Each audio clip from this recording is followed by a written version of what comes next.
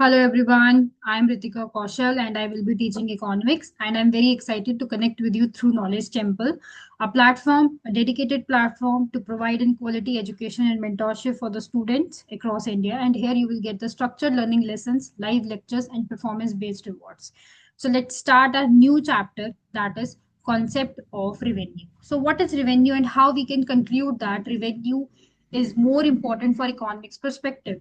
देखो, revenue it's not a small thing कि मतलब बस हो जाता है इकोनॉमिक्स में। No, it's not like that, right. तो इकोनॉमिक्स में रिवेन्यू बहुत बड़ा रोल प्ले करता है और रोल प्ले करने के साथ साथ अपनी एक यूनिक इमेज भी क्रिएट करता है। ठीक है। सो रिवेन्यू क्या है? रिवेन्यू का मतलब क्या होता है? रिवेन्यू का मतलब होता है वो पैसा जो एक फर्म या बिजनेसमैन अपने गुड्स या सर्विसेज को बेचकर कमाता है। यानी जब कोई फर्म अपना प्रोडक्ट मार्केट में सेल करता है तो उससे जो टोटल अर्निंग्स होती है उसे हम क्या बोलते हैं? Revenue. So what is the simplest form of revenue is selling price multiply quantity sold. ठीक है। एग्जाम्पल के तौर पे आप ये मान सकते हो, मान लो नेहा एक आर्ट स्टूडियो चलाती है जहां वो हैंडमेड पेंटिंग्स को बेचती है। एक पेंटिंग का प्राइस 500 है और वो महीने में 10 पेंटिंग्स बेचती है तो उसका टोटल रिवेन्यू कितना होता है? T R is equal to price multiply quantity. तो T R is equal to 500 multiply 10, that is 5000। यानी नेहा ने अपनी पेंटिंग्स बेचकर 5000 का रिवेन्यू अर्न किया। ठीक है।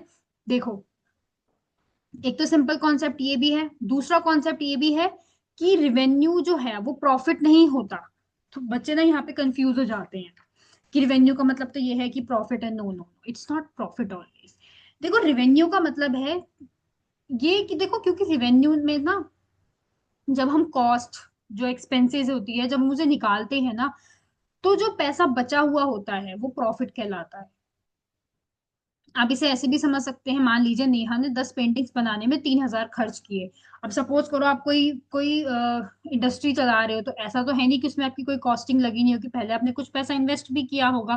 तो उन ऑन दैट परस्पेक्टिव, तो इसमें हम ये कह सकते हैं कि अगर नेहा ने 10 पेंटिंग्स को बेचने के लिए, ठीक है, उसमें उसने 3000 का खर्चा किया, तो उसका प्रॉफिट कितना होगा?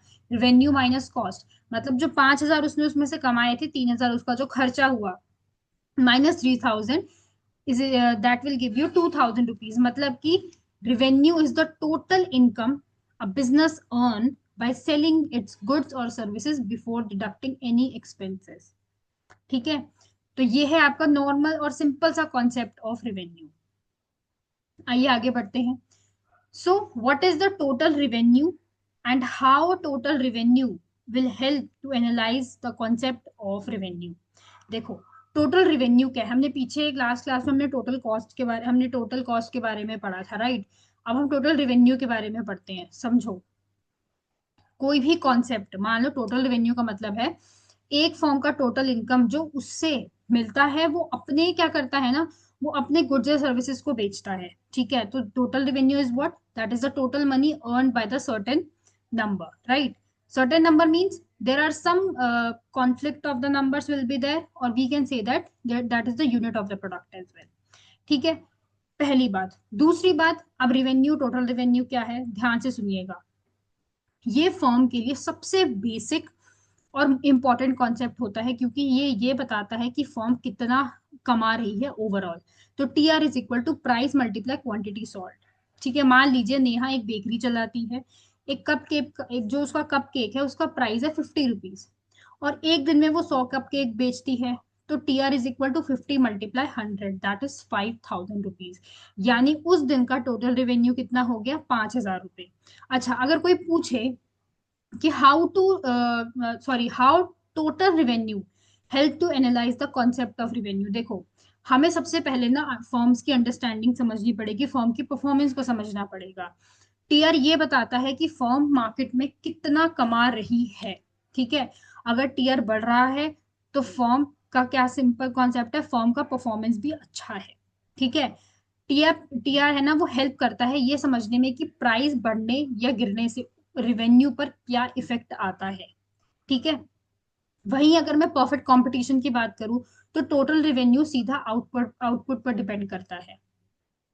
और अगर मैं मोनोपोली में बात करूं तो टोटल रेवेन्यू प्राइस और क्वांटिटी दोनों पर डिपेंड करता है। तो जब भी फर्म अपना टोटल रेवेन्यू और टोटल कॉस्ट कंपेयर करती है ना, तब उसे प्रॉफिट या लॉस का आइडिया मिलता है। अगर टोटल रेवेन्यू टोटल कॉस्ट से ज्यादा है तो प्रॉफिट होगा, अगर टोटल रेवेन्यू से टोटल कॉस्ट ज्यादा है तो लॉस होगा। तो टोटल रेवेन्यू का जो डेटा डेटा है ना, उससे हम एवरेज रेवेन्यू और मार्जिनल रेवेन्यू भी निकाल सकते हैं। मतलब कि जो टोटल रेवेन्यू है वो फर्म को ये डिसाइड करने में हेल्प करता है कि कितना टोटल प्रोड्यूस करें ताकि मैक्सिमम प्रॉफिट हमें मिले। ठीक है। तो आप आम भाषा में ये भी कह सकते हो, देखो हमेशा तो बिजनेस का कोई फायदा होगा नहीं। अगर आप ये सोच रहे हो कि भाई मैं बिजनेस खोल के मैं खूब पैसे ही पैसे कमाऊंगा, तो ऐसा नहीं होने वाला। तो ये कभी सोचना भी मत कि हमेशा प्रॉफिट ही प्रॉफिट होगा, ऐसा कुछ नहीं है। ठीक है, लॉस बहुत होते हैं। तो total revenue is the total income of a firm earns from selling its output, and it is very basic to understanding the firm sell performance, pricing decision and the overall profitability. Okay, now second thing, what is average revenue and what is the concept of average revenue in terms of your revenue concept? See, अब average revenue क्या होता है, ये भी बहुत simple सा concept है। Average revenue का मतलब है कि कितना रेवेन्यू अर्न किया गया पर यूनिट को बेच के। मतलब कि एक यूनिट प्रोडक्ट बेचने पर जो रेवेन्यू फर्म को मिलता है, look at this, total unit of output sold. मतलब एक यूनिट को बेचकर कितना कमाया, that is the average revenue. ठीक है। यानी अगर आपने 10 आइटम बेचे और टोटल रेवेन्यू आपका 5,000 है, तो एक आइटम पर कितना रेवेन्यू मिल रहा है, वही होता है एवरेज रेवेन्यू। एग्जाम्पल के तौर पे मान लीजिए आप नेहा है जो हैंडमेड कैंडल्स बेचती है। एक कैंडल का प्राइस 100 रुपए है और वो 20 कैंडल्स को बेचती है, तो टोटल रेवेन्यू कितना हुआ आपका, 100 × 20, दैट इज 2,000 रुपीज। वहीं अगर एवरेज रेवेन्यू आपका कितना है, तो इसका फॉर्मूला क्या होता है, टीयर अपॉन में क्यू, मतलब टोटल रेवेन्यू अपॉन में क्वांटिटी। मतलब कि 2,000 का रेवेन्यू था, डिवाइडेड बाय 20 किया तो कितना मिला, 100 रुपए। यानी एक कैंडल बेचकर नेहा को 100 रुपए का रेवेन्यू मिल रहा है। तो ए आर जो है, मतलब कि एवरेज रेवेन्यू है, वो हमेशा प्राइस के बराबर होता है जब हर यूनिट का प्राइस सेम हो। और अगर इसे मैं कॉन्सेप्ट को लेके चलो रेवेन्यू के हिसाब से, तो देखो अब एआर हमें ये बताता है कि हर एक यूनिट से कितना रेवेन्यू अर्न हो रहा है, जो फर्म को प्राइस स्ट्रैटेजी समझने में हेल्प करता है। ठीक है। तो अगर फर्म परफेक्ट कंपटीशन में है तो A R is equal to price, अगर मोनोपोली या इम्परफेक्ट कंपटीशन में है तो ए आर प्राइस के साथ डिक्रीज हो सकता है जब क्वांटिटी बढ़ती है।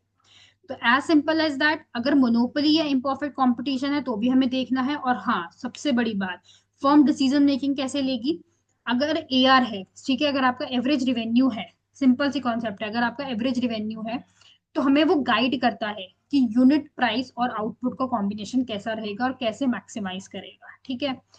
दूसरी बात ये, ए आर एक यूनिट पर रिवेन्यू बताता है और फर्म के प्राइस और आउटपुट को हेल्प करता है कि भाई तुमको क्या डिसाइड करना है और क्या डिसाइड नहीं करना। ठीक है। तो आप इसका ग्राफ देख सकते हो कि एकदम डिपेंड करता है कि प्राइसिंग क्या है, it depend on the price. ठीक है। दूसरी बात,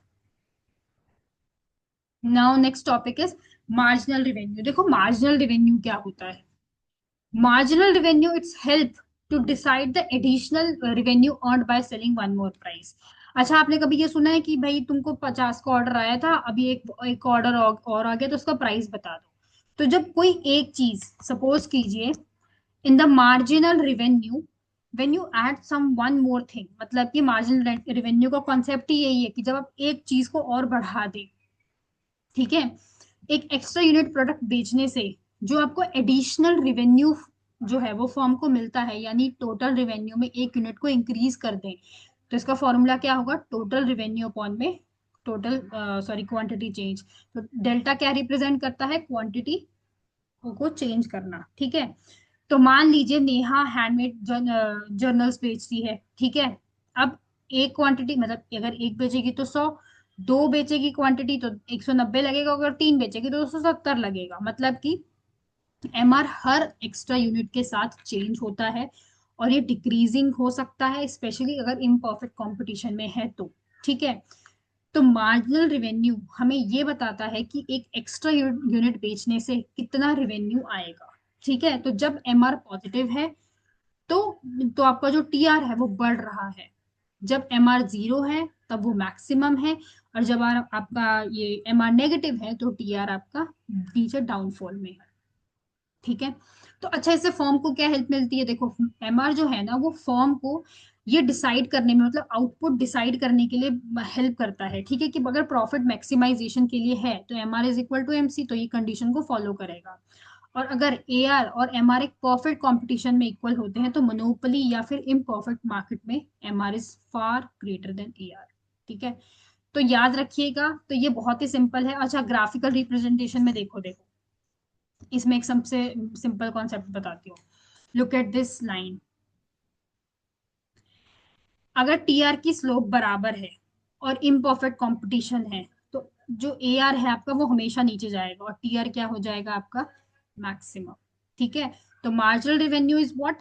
एक extra unit earned from selling one more output, और एमआर हेल्प करता है डिसाइड करने में कि भाई तुमने कितना प्रॉफिट कमाया।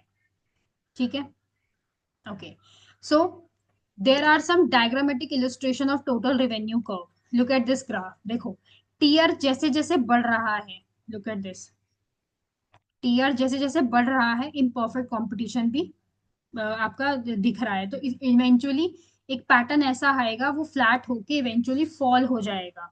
मतलब कि टीआर पहले इंक्रीज करता है, ठीक है, फिर मैक्सिमम पॉइंट पे पहुंचता है, और अगर क्वांटिटी बढ़े तो गिर सकता है। तो एमआर पॉजिटिव भी होता है, जीरो भी होता है और नेगेटिव भी होता है। ठीक है, दूसरी बात, ये हेल्प करता है फॉर्म को डिसाइड करने में what we want to do next. Next है आपका relationship between the average revenue and the marginal curve. ठीक है, देखो, एवरेज रिवेन्यू मैंने आपको पहले भी बताया था, अगर परफेक्ट कंपटीशन है तो हॉरिजॉन्टल स्ट्रेट लाइन होगी, मतलब लाइक दिस, एक सीधी लाइन होगी। ठीक है, और अगर मोनोपोली है, इम्परफेक्ट है, तो ये इम्परफेक्ट की कंडीशन है। इम्परफेक्ट में क्या होता है, ये देखो, look at this A R, तो डाउनवर्ड होगा। ठीक है, तो सिंपल कॉन्सेप्ट है। तो इससे आपको क्या पता लगता है कि फर्म क्या करती है, वो रिड्यूस करती है अपने सेलिंग प्राइस को, ताकि अपनी प्राइस को कम करेगी ताकि वो और ज्यादा चीजों को बेच सके। ठीक है, दूसरी बात, ये तो हो गया आपका दोनों का रिलेशनशिप। अच्छा, यहाँ पे आपका उसका भी रिलेशन है, एमआर का भी रिलेशन है। देखो, एमआर की कंडीशन देखना, यहाँ पे इम्परफेक्ट कंपटीशन है, तो देखो ये भी किस में जा रहा है? डाउनवर्ड स्लोपिंग में। ठीक है, तो मतलब टीआर के स्लोप्स के बराबर ही होता है ये, और टीआर मैक्सिमम अगर होता है तो वो जीरो भी हो जाता है, क्योंकि मैंने बताया ना, एकदम से बढ़ेगा और फिर नीचे एकदम से डाउनवर्ड में चला जाएगा। ठीक है, now next is, okay, so the next topic is firms revenue curve in different markets. Okay, देखो, हम सब ने मोनोपोली का नाम सुना है ना? Monopoly, oligopoly, there are so many terms will be there. But अगर मैं बात कर रही हूँ फर्म के रिवेन्यू की डिफरेंट डिफरेंट स्ट्रक्चर के ऊपर, तो फर्म्स का रिवेन्यू डिपेंड करता है मार्केट के टाइप पर। ठीक है, तो मार्केट, अगर मान लीजिए कि अगर परफेक्ट कंपटीशन है तो हॉरिजॉन्टल होगा, मोनोपोली है तो डाउनवर्ड स्लोपिंग होगी, और मोनोपोलिस्टिक, सॉरी, आपकी मोनोपोलिस्टिक है तो आपकी डाउनवर्ड स्लोपिंग होगी। तो डिपेंड करता है क्या क्या क्राइटेरिया है। तो so a firm can operate under two broad types of market structure, there is a perfect competition and imperfect competition, right? तो अगर मैं परफेक्ट कंपटीशन की बात करूं और इम्परफेक्ट कंपटीशन की बात करूं तो दोनों चीजें अलग अलग है। ठीक है, तो इम्परफेक्ट कंडीशन में क्या है ना, आपकी मोनोपोली भी आते हैं, मोनोपोलिस्टिक भी आता है और ओलिगोपोली भी आता है। तो फर्म्स जो है वो मार्केट को ऑपरेट करती हैं दो ब्रॉड कैटेगरीज में। तो आइए पहले परफेक्ट कंपटीशन को जानते हैं कि परफेक्ट कंपटीशन होता क्या है। देखो, मेनली सेलर्स और बायर्स, मतलब कि कोई भी फर्म है वो डिसाइड नहीं कर सकती। ठीक है, सबका प्रोडक्ट सेम क्वालिटी का है क्योंकि होमोजीनियस मार्केट है। फर्म इजिली मार्केट ज्वाइन और लीव कर सकती हैं क्योंकि फ्री एंट्री और एग्जिट है। और प्राइस टेकर कौन है? फर्म को मार्केट प्राइस एक्सेप्ट करना पड़ता है। ठीक है, तो रिवेन्यू क्या होगा इसमें? रिवेन्यू की कर्व कैसी होगी? A R is equal to M R is equal to price. मतलब अगर एग्रीकल्चर अनब्रांडेड कोमोडिटीज हैं तो वो किस में जाएगा? आपका परफेक्ट कंपटीशन में। ठीक है, वही अगर मैं इम्परफेक्ट की बात करूं, देखो, सिंगल और फ्यू सेलर्स, प्राइस, फर्म का प्राइस डिसाइड करने का पावर, प्रोडक्ट यूनिक हो सकता है क्योंकि इम्परफेक्ट कंपटीशन है, प्रोडक्ट का डिफरेंशिएशन भी हो सकता है, एंटी और एग्जिस्ट आपकी जो है रिस्ट्रिक्टेड भी हो सकती है क्योंकि सम बैरियर्स विल बी देयर। अगर मैं प्राइस मेकर की बात करूं तो फर्म डिसाइड कर सकती है कि भाई क्या प्राइस हो सकता है। दूसरी बात, अगर मैं कर्व्स की बात करूं तो एआर क्या होगा आपका, डाउनवर्ड में जाएगा। ठीक है, अगर एमआर है तो एमआर बिलो एआर जाएगा। तो इससे हमें क्या पता लगता है, देखो, monopoly is a single seller, monopolistic competition has the many sellers with the different products। मतलब कि सपोज करो आप किसी सब्जी मंडी में गए है ना, तो वो क्या है, वो मोनोपोलिस्टिक है, so variety of sabzis will be there, है ना। ओलिगोपोली क्या है, फ्यू बिग फर्म्स, कुछ ही बड़ी बड़ी कंपनीज हैं। ठीक है, तो अगर लोकल इलेक्ट्रिसिटी आपका प्रोवाइडर है तो वो मोनोपोली हो गया। ब्रांडेड क्लोथ्स है तो वो भाई आपकी मोनोपोलिस्टिक में चली गई। अगर ऑटोमोबाइल मार्केट है तो वो ओलिगोपोली में चला गया, बिकॉज दे आर ह्यूज। ठीक है, तो आई होप आपको समझ में आया होगा कि मैंने क्या बताया। तो आप ये कह सकते हो कि firms either operate in the perfect competition or imperfect competition, it depends how the market behave.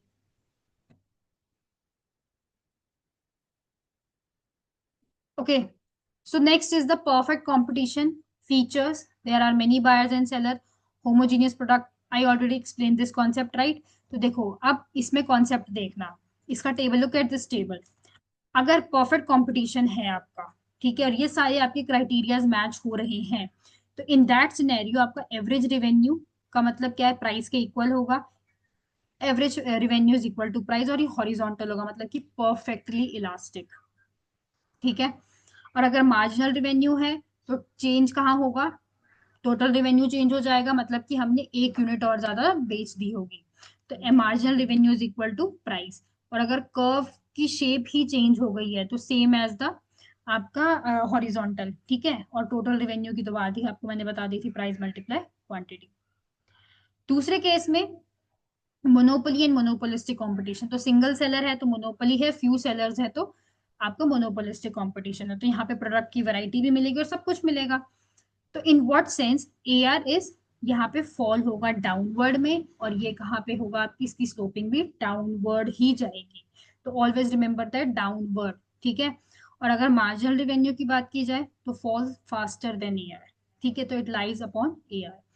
सो और टोटल रेवेन्यू क्या है, राइज तब बढ़ेगा जब आपका डिक्रीजिंग रेट बढ़ेगा। ठीक है, तो एज सिंपल एज दैट, और ये इसकी शेप क्या होगी, यू होगी। So in the conclusion of revenue cost, we can say that कि हाँ, मार्केट कभी भी एक जैसे फंक्शंस पे डिपेंड नहीं करती है, they have some criteria and some basic concept of these things. Okay, you can't say that कि ऐसा नहीं हो सकता, वैसा नहीं हो सकता, no, it's not like that। ठीक है, तो सिंपल सी बात है भाई, आपकी आमदनी, आपके खर्चे, है ना, आपने वो मूवी देखी होगी ना, आमदनी अठन्नी खर्चा रुपया, तो यही वाला हाल इसमें भी है। ठीक है, तो रेवेन्यू वो पैसा है जो फर्म अपने गुड्स या सर्विसेज को बेचकर कमाता है। कॉस्ट वो खर्चा है जो पैसा फर्म प्रोडक्शन और ऑपरेशंस के लिए खर्च करता है। ठीक है, तो फर्म एनालाइज करती है रेवेन्यू एंड कॉस्ट की कर्व्स को टुगेदर, तो कि वो डिसाइड कर सके कि भाई कितना प्रोड्यूस करें, कितना प्राइस रखें, और कितना प्रॉफिट्स हम कमा सकते हैं मार्केट के स्ट्रक्चर से। ओके, सो या this is all about this chapter. और हाँ, इसके कुछ न्यूमेरिकल्स भी हैं, कुछ इंपॉर्टेंट क्वेश्चंस भी हैं। We will also discuss that part in the next video of our lecture. So connects back to the Knowledge Temple, and thank you for watching this lecture. If you really liked it, you can join us on the Knowledge Temple for the complete learning, live lectures, and the mentorship. So together, let's make learning engaging and rewarding. So bye everyone.